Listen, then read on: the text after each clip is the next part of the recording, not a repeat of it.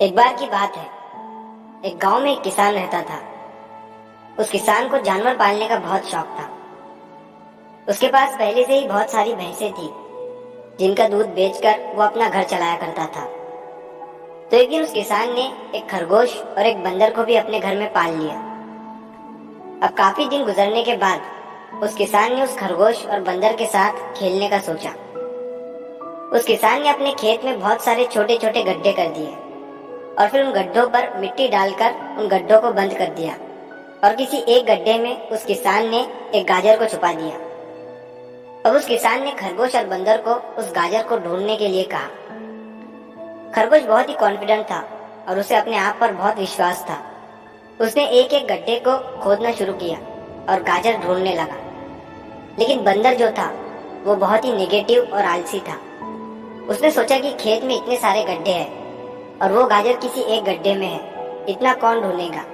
वो बंदर ये सोचकर एक गड्ढे के ऊपर जाकर सो गया। अब उधर खरगोश अपनी पूरी मेहनत से गाजर ढूंढ रहा था। एक एक करके खरगोश ने सारे गड्ढे देख लिए, लेकिन उसे किसी भी गड्ढे में गाजर नहीं मिली। सिर्फ एक गड्ढा बाकी रह गया था, जिसके ऊपर बंदर सो रहा था। अब खरगोश बंदर के पास जाता है और उसे उस गड्ढे पर से उठने के लिए कहता है। जैसे ही बंदर उस गड्ढे पर से उठता है, खरगोश गड्ढा खोदकर गाजर बाहर निकाल लेता है और अपने मालिक को ले जाकर दे देता है। बंदर ये देखकर हैरान हो जाता है कि जिस गड्ढे के ऊपर वो इतनी देर से सो रहा था, गाजर उसी के अंदर थी। वो सिर्फ एक बार खोद कर देख लेता तो गाजर उसे मिल जाती और वो मालिक की नजरों में बड़ा बन जाता। यही सोचकर वो अपने किए पर पछता रहा था। दोस्तों, इस कहानी से हमें 3 बहुत बड़ी सीखें मिलती है। पहली ये है कि हमें कभी भी अपने काम के प्रति नेगेटिव नहीं सोचना चाहिए।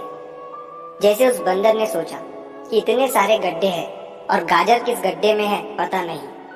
यही सोचकर उसने उस काम को अपने लिए बड़ा बना दिया।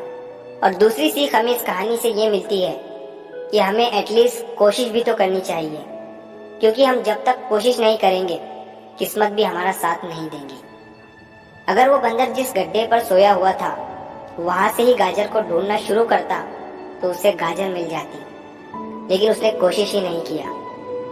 और तीसरी सीख हमें इस कहानी से ये मिलती है कि हमें जल्दी हार नहीं माननी चाहिए। अब हमें नहीं पता कि हमें अपने काम में कौन से साल में कामयाबी मिलेगी। वो 2025 हो सकता है, 2030 हो सकता है या 2032 भी हो सकता है, लेकिन हमें कामयाबी तभी मिलेगी जब हम पॉजिटिव सोच के साथ कोशिश करते रहेंगे और हार नहीं मानेंगे। तो अगर आप इस कहानी को और भी लोगों तक पहुंचाना चाहते हो तो इस वीडियो को लाइक करो, ताकि YouTube इस वीडियो को और भी लोगों तक पहुंचाए। और अगर कहानी अच्छी लगी हो तो हमारे चैनल को सब्सक्राइब जरूर करिए। मिलता हूँ मैं अगली बार इसी तरह की कहानी के साथ। तो सब्र करो, शुक्र करो और जिंदगी में आगे बढ़ो।